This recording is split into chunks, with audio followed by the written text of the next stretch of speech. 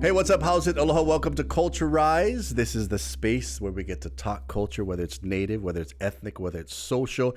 And as we all know, that's the definition. If 10 or more people are doing and believing in the same thing, that's culture. But we're season 5.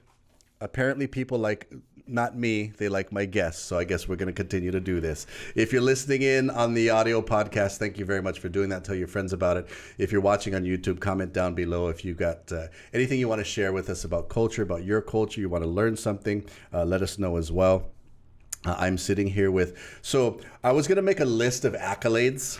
Oh, no. You don't got to start with that. No, I do, because and this is the thing. It's art history, visual arts, you got a BA in that. Occidental College in LA. You got your MA in history from the University of Hawaiʻi Manoa. Focus in Hawaiian history. You're getting your Ph.D. in Hawaiian art history, native, wife. The titles. What is the most important title to you? Person, probably. I like that. Yeah, I like it. a person. I like it. Yeah.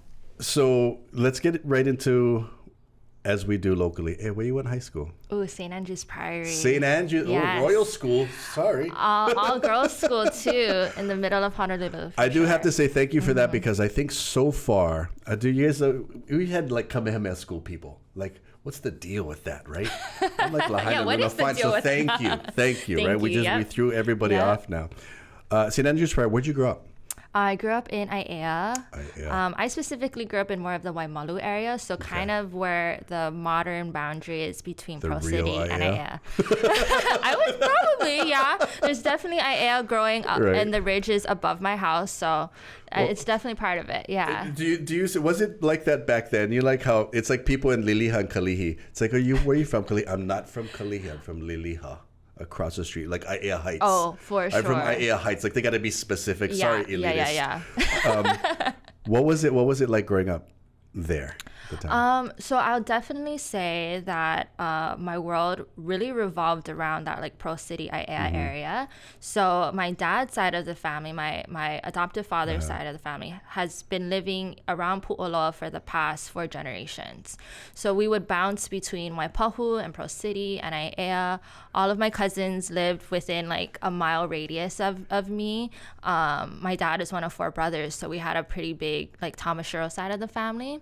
And my dad and his brother literally lived like on 2 sides of the street, but they would also work together. That's and crazy. So I would say that in terms of like family closeness in that region, very, very much a big part of our childhood. Yeah. So on the Tamashiro side of you, were there things growing up that you were taught, or practices in the household that were Japanese or local Japanese that you remember? Oh, that's a good question. What was that like? Because Yeah. I was talking with Hilani Shibata about it. Yeah. And we realized it's even our Japanese Hawaiians. It's Japanese in Hilo, Hawaii Island, very different from Japanese on Oahu, very different from Japanese on Kauai.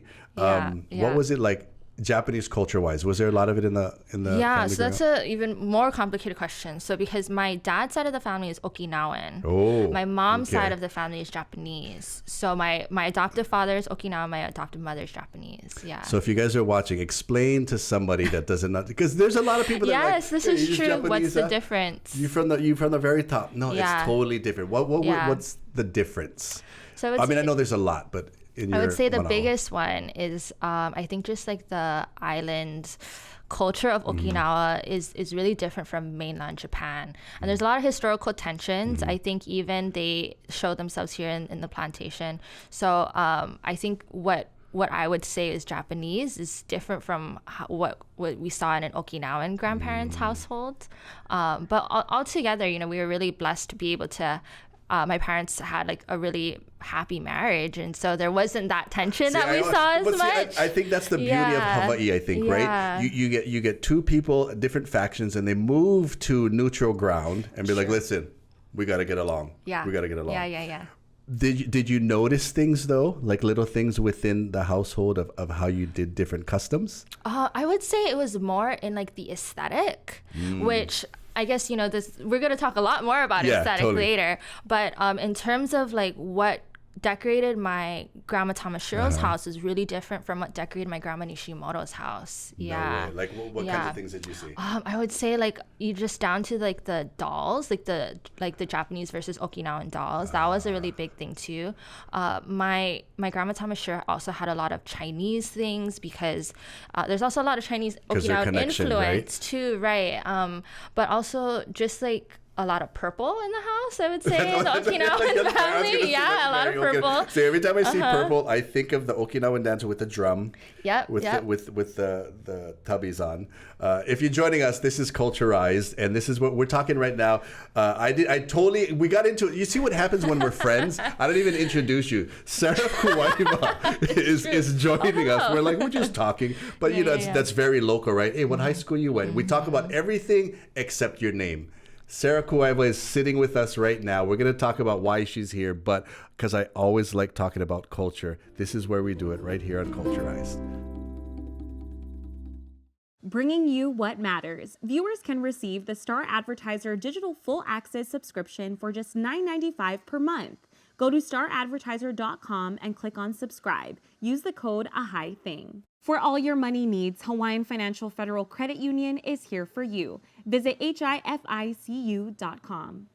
Hey, what's up? How's it? Aloha. Welcome back to Culturized. I'm so excited. And Kalamayau, I didn't even say who I was talking to. You guys just jumped in this conversation. You guys are eavesdropping, but that's what this is all about. Eavesdrop on our conversation about culture. Sarah Kuaiwa is with me, but we're talking about your Japanese side, your Okinawan side, and growing up in Aiea Waimalu, because I always think it's interesting, and that's us in Hawaii. We're not the melting pot. We're like a good tossed salad, right? Because we don't blend with each other, but we're good all together. For sure, right? I could see that. Yeah. So growing up that way, and going to St. Andrews, what other ethnicities, even local culture, did you grow up with? So yeah, I talked to my Okinawan family. I talked to my Japanese family, but I was actually adopted into that family. So ethnically, I'm mixed. I'm Chinese, Japanese, Hawaiian, English. Powerful. Yeah, very fun mix for sure. And so I would say, like going to school at the Priory, it's Queen Emma's school. And so there was a lot of conversation at the time around what that meant to be representing Emma, being, the products of her legacy. And that really, I think, helped frame what it meant for me to be as a Hawaiian, as a young Hawaiian woman. Yeah. I like that you totally read my mind, because I was going to ask you, some people think it's weird when I ask this question. Yeah. When did you realize you were Hawaiian? Yeah. So I feel like I always knew I was Hawaiian. Right. But in terms of realizing that it was significant, probably like around third grade. Wow. At the public school I went to in Aiea, there weren't a lot of like mixed Hawaiian kids. And I noticed that like when I was like gonna go apply for Kamehameha schools, they were like, okay, this is like something important that you have to do, right? And that realization of difference was like, oh, I remember having this thought that I'm like a minority, like in this group of people, which was very strange, really, really strange. I'm like, okay, not that it necessarily made me special, but it made me more, I think, self-aware that there was something else going on that I needed to pay attention to. Yeah. Explains. So a lot of people they hear Kamehameha schools, right? But they don't. There was royal schools. Kamehameha was St. Andrews. Was it Iolani? Who were the Iolani? four? Yeah, Iolani was another school. There were some other. Does anybody know? Kamehameha, There's some other smaller schools, like Priory actually had a sister school on Maui for a while, and then eventually it actually kind of got absorbed into, but they existed for sure. What was that like? You just talked about, you hear the term the legacy of Pauahi, right? Oh, for sure. Was it just as intense, the legacy of Emma? Oh, that's such a funny question. I see what you're saying. Like that kuleana, right? Yeah. You're at the Priory. This is Emma's school. You perpetuate her ano. Was that a thing that they... I think, if we talk about marketing, then on that level, for sure it existed. But it was a very interesting experience in terms of recognizing her legacy in terms of like the Christianity aspects, her relationship to Greater New Oʻahu, like the Summer Palace. You know, I always joke with Kamea, my husband, because they would go to Mauna Ala like, you know, just like their senior year. But for the longest time, we would go every single year, like the entire school. You had one up on them. Yeah, we had a very deep relationship with Mauna Ala, you know, and we had a very deep relationship with the cathedral that Emma helped found. And we have our own traditions, you know. So I think that awareness just like tied you into this greater world that she created. Yeah. I like, because I don't know, I don't hear a lot of, you know, Emma, because most of my friends, Kamemea, or because I went to Lahaina Luna, I just tell my Kamemea friends, you're welcome, right? So with that, growing up and growing up in this childhood and realizing your native Hawaiian-ness, what you're doing now, right? What you're doing now. When did you start? Did you knew that was going to be your kuleana? Or the question would be, when did you realize your kuleana, and what was it? So I'm really blessed to have grown up like in a really like stable and supportive household that allowed me to like figure out what my skills were. So I knew I was really good at spotting patterns, like for a long time. Like patterns in organizations was something that like I was always interested in doing. And so you throw like history into the mix. I had great high school history teachers, and that was like, oh, like there's so much that people don't see as like cool or interesting, and I want to change that. And so in high school, we were doing some research project. I think it was like an intern in like the alumni office. And then my project was to basically organize like the alumni records. So I spent like a whole summer doing that. And in doing that, you see like over 100 years of prior history. And after that, I was like extremely convinced this is what people need to know. Yeah. Your kilo skills, obviously amazing. Hold that thought, because we're going to come back and we're going to talk about how you use those kilo skills in what you're doing today, right here in Culturize. Ashley is America's #1 furniture store. We have everything you need for your home. Let the experts at King Windward help you out of your current loan or lease and into a new vehicle. Visit kingwindwardnissan.com. Hey, what's going on? Welcome back to Culturize. I'm sitting with Sarah Kuaiwa. I'm so humbled, because first I gotta say mahalo to you and Kamea for my le'a'i. Or as you guys thought, le po'o, and then I was like, I like it on my neck. But also gotta say, mahalo. I want to talk about when you invited me to Bishop Museum. Oh, sure. Man, blown away. And I see something going on over here in the corner. Aloha to my friend. This is Kamea, and he will be here soon, but he just gave me ava. He's also the president of my fan club, so that's See, that's what I heard. Yeah, he's the president of the Sarah Kuaiwa fan club. Yeah. So if he looks familiar, he was here with Kapa Hunoholani, and we talked about uhi, and we're gonna get him back because I want to see the intellect of his brain. It's amazing. Anyway, hold on. Quick ava break, everyone.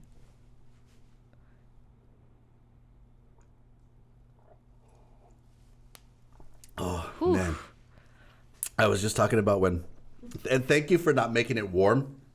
Every time I show up to the pa, it's like boiling. He's making soup, ava soup. I know. Mahalo, come in for that. As we get back into it, so your kilo skills, you realize this thing about you of patterns and materials, and you eventually got into, explain to me, and I'm going to sound really stupid, what is curator?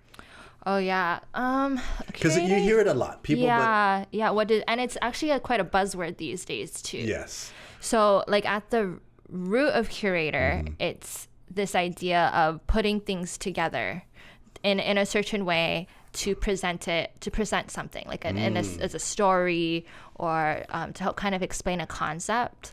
But the root of it, you know, my friend Helena, I shout out to Helena, he actually explained that the root of curator is curare, which means to heal. So it's this concept of putting things together in a way to explain something in order to heal. That's pretty deep, crazy. Right?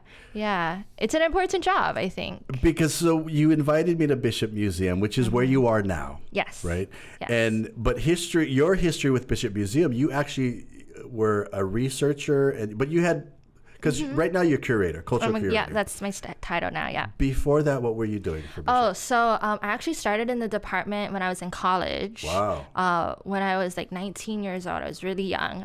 So when I say I grew up also at the Bishop Museum, I really truly mean that in my adult life. How lucky is that? Yeah, I was an intern, a summer intern. And you got to see, because I was in there for what, like maybe 45 minutes, and looking at things that you curate, blew me away. Oh, thank you. Yeah, thank you to the collection, really. I was freaking out because it's you walk in there and you're thinking you're in a museum, but you're actually looking at and you're almost connecting, because in my mind when you showed me the dresses and the top and I automatically think, I wonder who was in that.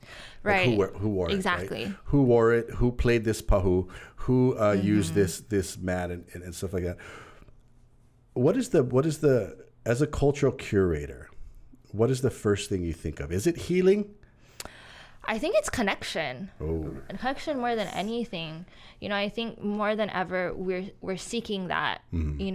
Hawaiians have always been past viewing in order to move forward, right? And I think what these objects show is that you can make those connections in order to keep going. Yeah. Which you said somewhere, I like it. Forward thinking, backward reflecting. Yeah. Yeah. Right?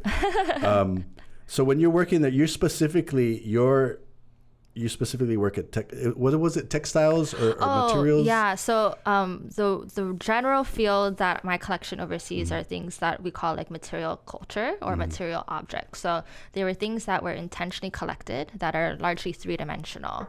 So it's different from, say, like paper, or it's different from things that are archaeological. That's what I learned when I walked in there. I was like, I thought it was just a bunch of stuff you just put in file cabinets. You're like, no, it's got to be three-dimensional. I was like, whoa. Yeah. Like, I'm amazed at how when you guys get things and you categorize these things, right? Working at Bishop Museum from when you first started, start to think about this. I'm going to ask you this question coming up. Your favorite collection or your favorite item that you've ever come across. And is there anyone that you connected with on a level that's just crazy? So if you're joining us, this is Culturize. This is what we're doing. We're talking with Sarah Kuaiwa, cultural curator at Bishop Museum, has a history with Bishop Museum. I'm always intrigued because I'm a true proponent of preserving, perpetuating, and practicing, right? And that's what you're doing as well. Healing. I just totally learned something. Curating. That's a great, great concept. Thank you for joining us. This is Culturized. Culturize, brought to you by Beachside Roofing, the leaders. Elevate your home's exterior to a whole nother level with Windows Hawaiʻi low maintenance, energy efficient select siding. Call 808-671-0808 today. Ridgel Kent Insurance, protecting your legacy. Hey, once again, thanks a lot for joining us. This is Culture Rise. I got to thank Sarah Kuaiwa, Kamea off camera, hanging out with us as well. Mahal, I know you had an appointment to go inu, but thank you. Priorities. The fan club. We're talking about Bishop Museum. We're talking about what you do. You are now the cultural curator of the. So certain how many how many items does Bishop Museum hold? Items. Well, you have to think that you have to make sure that you also recognize the natural history objects. So that puts us in the millions. What would? Holy. Yeah, like if a bug would technically be a part of the collection. So what is the one building on the side? Yes. So there we have, like entomology. We have ichthyology, which is fish. Okay. We have malacology, which is snails. So you keep adding it up. We're in the millions and millions. But I'll say that my collection is about 77,000 objects. Yeah. 77,000? Yeah. Has all of them ever been displayed? Never. And not all of it can be displayed too, right? Just like in terms of space and time and resources, and also the fragility of the objects. But we do our best. That's what I was blown away at when you invited me into the Bishop Museum. It's like, you don't realize that these objects, there's some that are so fragile that it's just like you don't even look at it, don't breathe on it, don't do anything to it. What is there an object or a what's your favorite collection in there? Well, I think what the collection that keeps me thinking is what I actually got to show you, which is 19th century like Hawaiian kapa that shows that like continuity and creativity and like desire to try to make kapa that looks like different foreign cloth. I think like that's the type of material that reifies for me that we Hawaiians have just been so creative, and it doesn't stop there, you know. You think we were overachievers? Oh yeah. I always say that. I always say that. We looked at, like, I always think back to the first two people that were sitting down making kapa, and they're like, no, not enough. Pound them some more. No, I don't like how it looks. Should put lines on that piece of wood. Exactly. Yeah. The idea of just like aesthetics is something that I think was collaborative. It was something that people were constantly pushing, and I think we still see it today.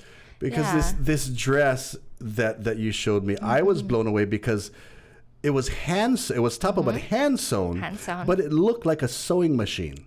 Yeah. It looked like it had literally double biased edges on it. I'm like, how did they do that? Yeah. And then the other thing that was amazing to me was that the fact that different casts of people use different type of tapa. And the tapa that you showed me, and I remember asking the question, when did we start putting kapala on it? But that you said from the beginning, right? For sure, yeah. What do you think? It may be a controversial question. Here we go. What do you think about these contemporary clothing companies using kapala designs? I think, it's still, so like when I see like kapa dresses that use like older pieces of kapa, it's just us continuing to reinvigorate, newer forms with our quote unquote traditional designs, but really they're just designs that we've always had. And so I think if it can continue to live on in the contemporary moment and find relevance today, that's incredibly powerful. Thank you, because I always think to myself, it's like, we have a handful of our natives that just, they want to be just both feet in kavaka hiko. Let's just do it traditionally this way. But we were a forward-thinking people, right? We were let's, like you said, that first piece of kapa that you showed me to the last piece, like the transition of color, the transition of the watermark on it was amazing to me. So they're always pushing forward. Where do you think we stopped? Meaning like production of kapa, or just thinking forward? So my argument is that kapa production never truly stopped, right? I like it. There are so many Western academics, some of which that have come from the Bishop Museum, who say, it's an extinct thing, but no one person was going out to the Kuaola to go and make that measurement, right?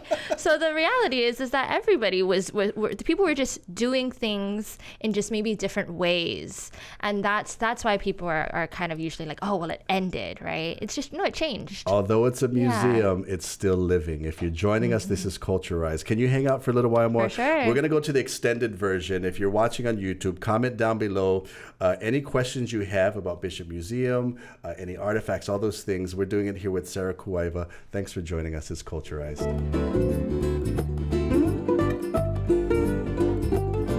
Hey, thanks a lot for joining us right here at Culturized. My name is Makani. We got to say mahalo for you joining in. If you're listening on the audio side, thank you very much for doing that. If you're watching on network TV, thank you very much. If you're watching on YouTube, comment, hit the subscribe. All those things you're supposed to do to validate my existence. Do that for me. We're sitting with Sarah Kuaiwa. Thank you so much. This is the extended version because the manao and the ike that you have, I could sit here forever, and so we're probably gonna have to bring you back. But we're focusing on right now. You're at Bishop Museum. You're the culture curator. We're just talking about hana no iao and kapa, and I always, because it's a museum, a lot of people think this was something. This was Namea Hawaii. But I like that you said, no, it's still continuing on. Tapa never left. Koko never left. All those things.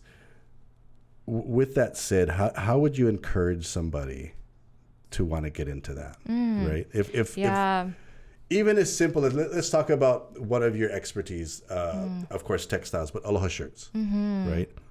When did aloha shirts start? And that's a connection to Okinawa, correct me if I'm wrong. Oh, true, right? yeah. And Japanese culture, for sure. There's a lot of Chinese seamstresses, too, you know, that were making aloha shirts into the present. But I guess to your question, you know, how do we look at these things and also think about how do we get into them? What I always like to do is I like to see something and I first ask, how is this thing made? What kind of expertise, what kind of knowledge did it take? What kind of training did it take? And then from there, you know, what are the things that I can't ask about? Like if this object could talk, what would it say to me?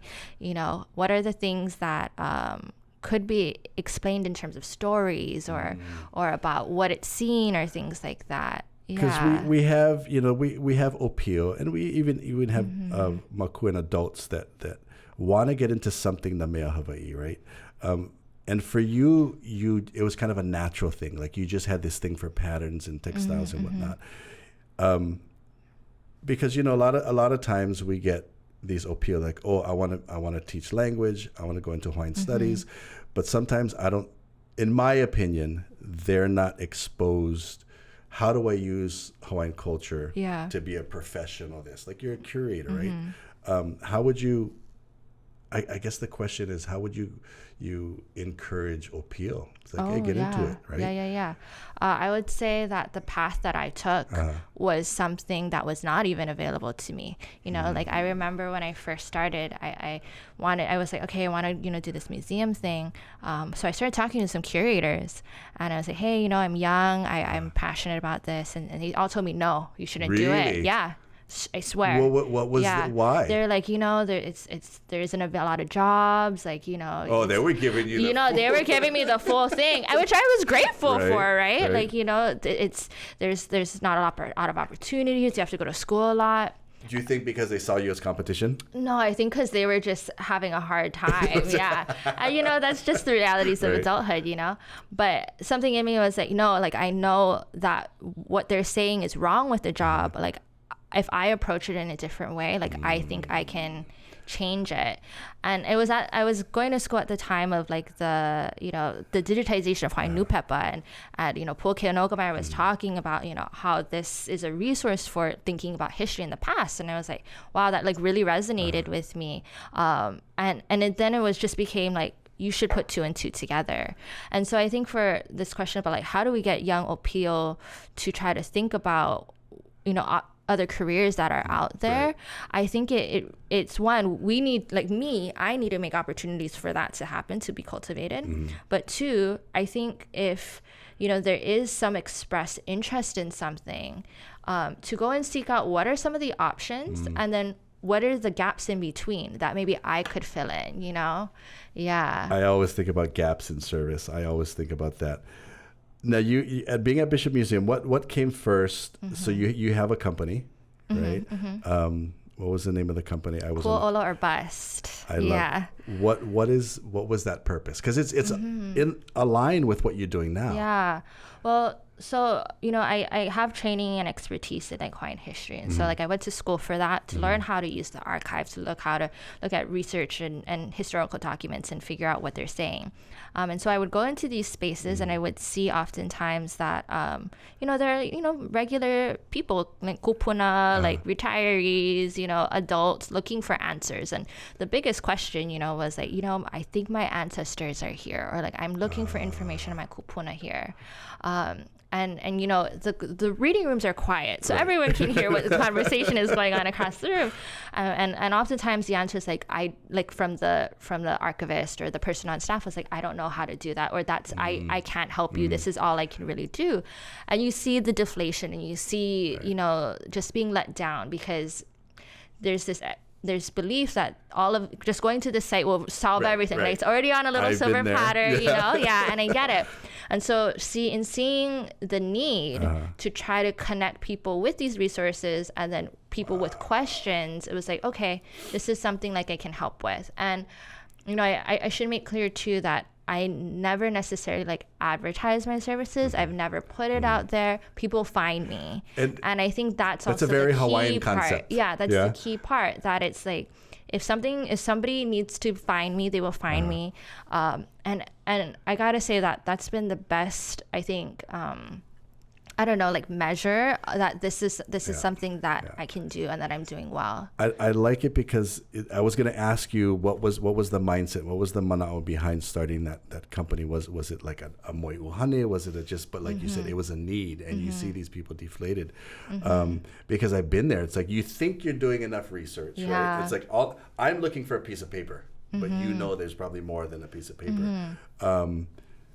And so have you come across any clients or people that you've helped that you were just kind of blown away? Oh yeah, I think it happens every single client in different ways, you know. I think a lot of times, you know, people are just looking for like some guidance about it, and there's only so much I can do too, right? Because I always say genealogy isn't this one time, like you're gonna then make the binder, right? It's gonna keep going on. It's gonna keep going on. The genealogy is the journey, right? I always tell people you gotta have some blank pages in the end, because it's gonna keep. What are some reasons?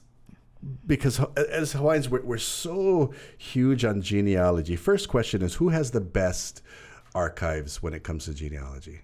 I always, because I went to the Mormon church. Yeah. I went to the post office. Yeah. I went to, in your opinion, if somebody wanted to just even start scratching the surface of my genealogy, where would you send them first besides you? I don't know if I have all the answers too. What I like to first start with people is you need to think about first how all these different archives weren't built for what we're trying to do now in terms of genealogy. So you have to then think about where are the places that my kupuna interacted with that then I can, you know, make that next step and keep going back and keep going back. So, you know, on a normal level, like, you know, Department of Health would be a great start, right? But, you know, it's not built like that. But in terms of, you know, like for a lot of my clients, when I get to the 19th century, which was like full and rich and lots of resources, right? I like to actually go to the mission houses, which is a surprising location. Yeah. Wow.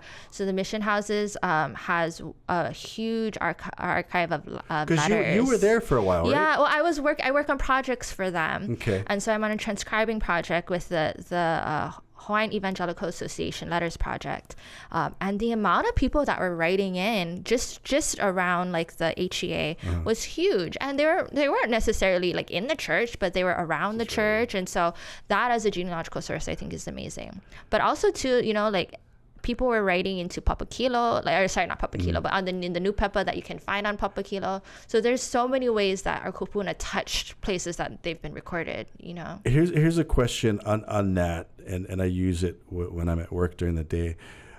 I always say this story. I said Hawaiians were very famous for changing their names. True. Is that true? Why is that in your mana'o? We kind of change our names too these days, don't we? We have an Instagram name, we have a nickname. I got married, You know, think about we're that. Names were fluid back then, and we're still fluid now. It's just a matter of, you know, like one of my Chinese uncles, he's like, you know, Chinese had like, I don't know, 7 names or something. You had the name you were born with, the name your family recognized you with, your street name, your school name, the name you knew were as an adult. Like, it's just tracking all those names and seeing, you know. Is it difficult when you're doing research like that and you're like, wait, he changed his name here and then changed his name here, and I mean, how do you follow that? Because so some of my patients that I work with and clients that I work with, I always tell them, and I don't know if I should, I always say the only thing a man has in our life is for a name to be carried on. Interesting. But only if they had awama their kuleana properly.